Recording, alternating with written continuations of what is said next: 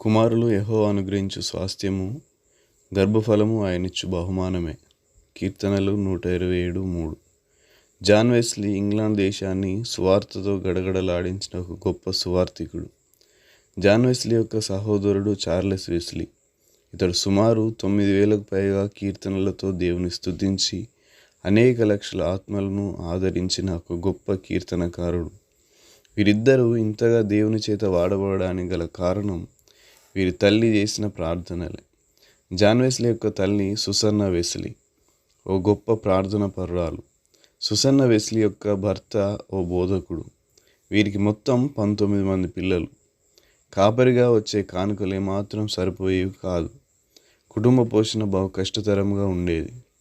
అయినప్పటికీ Susanna Wesley తన బిడ్డలను క్రమశిక్షణతో భక్తితో పెంచేది. ఒకవైపు బిడ్డలకు అనారోగ్యం, మరొక వైపు తనకు తరచుగా అనారోగ్యం. బోధకుడైనప్పటికీ తన భర్త కుటుంబం పట్ల అంతగా శ్రద్ధ చూపించేవాడు కాదు. ఇవన్నీ కూడా ఆ తల్లి మీద మరింత భారాన్ని తీసుకొచ్చాయి. అనేకసార్లు బిడ్డలకు తినడానికి తిండి పెట్టలేని దీనస్థితి. అంతేకాకుండా భర్త చేసిన అప్పులను బట్టి జైలు పాలయ్యాడు. భర్త అండ లేకుండా అంతమంది బిడ్డలను చూసుకోవడం మరింత కష్టతరంగా మారింది.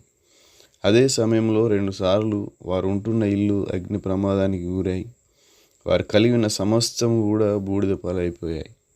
ఇన్ని సమస్యల మధ్య కూడా ఆ తల్లి తన దేవునికి ఇచ్చినటువంటి మాటను బట్టి ప్రతిరోజు క్రమం తప్పకుండా ఒక్కొక్క బిడ్డ కోసం 1 గంట ప్రార్థన చేసేదట.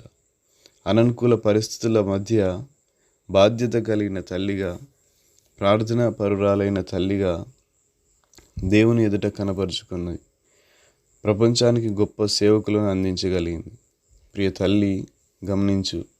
ఎన్నో ఆటంకాల మధ్య, అననుకూల పరిస్థితుల మధ్య 10 మంది పిల్లలను, 19 మంది పిల్లలతో 9 మంది ఆల్రెడీ పిల్లలు చిన్న వయసులోనే మరణించారు.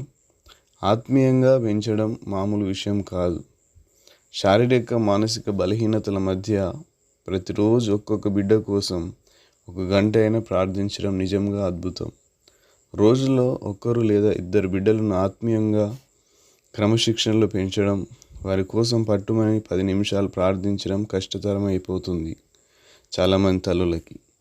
ఆర్థికంగా, శారీరకంగా, మానసికంగా బలంగా ఉన్నటువంటి నీవు ఎందుకని నీ బిడ్డలను ఒక ఆత్మీయ తల్లిగా, ప్రార్థన పరురాలుగా అప్పగించలేకపోతున్నావు?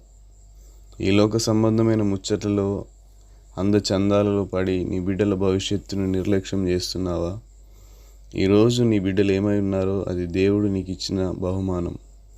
నీ బిడ్డలను ఏ రీతిగా తీర్చిదిద్దుతావో అది నీవు దేవునికి ఇచ్చే బహుమానం. మరి నీ బిడ్డలను ఏం చేయబోతున్నావు? ఒక్కసారి ఆలోచన చేయి. ఈ యొక్క చిన్న సందేశం కనుక మీకు నచ్చినట్లయితే మా యొక్క యూట్యూబ్ ఛానల్ని సబ్స్క్రైబ్ చేయండి. అనేక మందికి లింక్ ఫార్వర్డ్ చేసి వాళ్ళు కూడా చూసేలాగా చేయాలని ప్రభుపేట మనవి చేస్తూ ఈ మాటలు ముగిస్తున్నాను. అందరికీ వందనములు.